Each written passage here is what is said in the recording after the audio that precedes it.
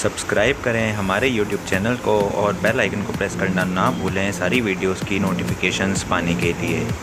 Hello दोस्तों, welcome back to another lecture of strategic management, which is paper 9 of CM Inter Group 2 and covers 30 marks in our CM Inter examinations. As you can see on the screen, we will be studying about strategic planning and long range planning, the difference between the two, and we will be starting again with a motivational quote that the pain you are feeling today will be the strength you will feel tomorrow. तो जो आप आज दर्द महसूस कर रहे हैं कल यही आपकी स्ट्रेंथ होगी. So keep hustling. So without wasting much time, let's begin.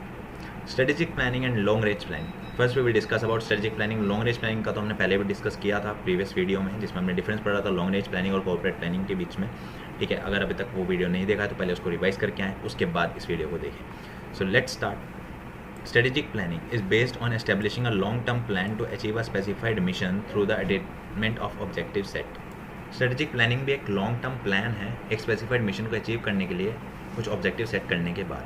These objectives provide empirical information that the strategy is working. ये ऑब्जेक्टिव्स प्रोवाइड करते हैं कि हमें इन्फॉर्मेशन देते हैं कि स्ट्रेटेजी जो है काम कर रही है. A strategic plan looks out over N extended time horizon 3 to 5 years और मोर. लॉन्ग रेंज प्लानिंग अगर आपने वो वीडियो देखा है तो उसमें आपको पता होगा उसमें 5 years से उससे ज़्यादा करते हैं, लेकिन स्ट्रेटेजिक प्लानिंग हमारी 3 to 5 years या फिर उससे ज़्यादा के लिए होती है. The plan establishes where the business is currently, where management wants to go. Plan establish करता है कहाँ पे business अभी है, कहाँ management को जाना है, how they will get there and how they will know when they have arrived. So it is a cycle. Like they know where their business is, ठीक है, where management wants to go, how they will go and how will they know when they arrive that situation. So it helps. This strategic planning helps in that things, right? The difference between long range planning and strategic planning has been shown in the figure below. See in this figure ये एक process है, ठीक है. Basically ये आप read कर सकते हैं, ठीक है. जितनी भी इमेजेस हैं मैं उसको डिस्क्राइब नहीं करूँगा unless and until they are important. जो मैंने लिखा हुआ कंटेंट वो बहुत मतलब उतना बहुत है, ठीक है. ये सिर्फ समझने के लिए इमेजेस लगाई गई हैं, ठीक है. तो अब हम सीधा डिस्कस करेंगे कंटेंट, ठीक है. तो strategic planning and long range planning differ in their emphasis on the assumed environment.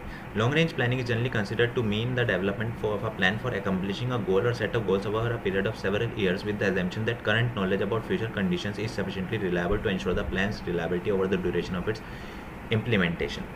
Yes, so what it is saying कि strategic planning and long range planning differ in the phase of assumed environment. Assumed environment, how?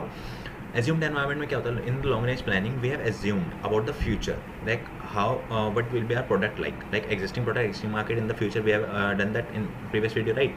So we have estimated, but we don't know, future is uncertain, so it assumes that future we will assume the future as it is and for our products, right? But as you can see on the screen, long range planning is generally considered to mean the development of a plan for accomplishing a goal or set of goals over a period of several years. Several years means 5 years or more, with the assumption that current knowledge about future condition is sufficiently reliable.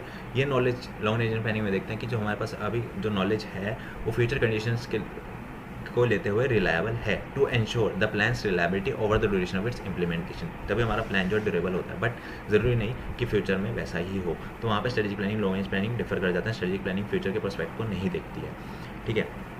जैसे हम देख लेते हैं, example यहाँ पे है. In the late 50s and early 60s for example the US economy was relatively stable and somewhat predictable and therefore long range planning was both fashionable and useful.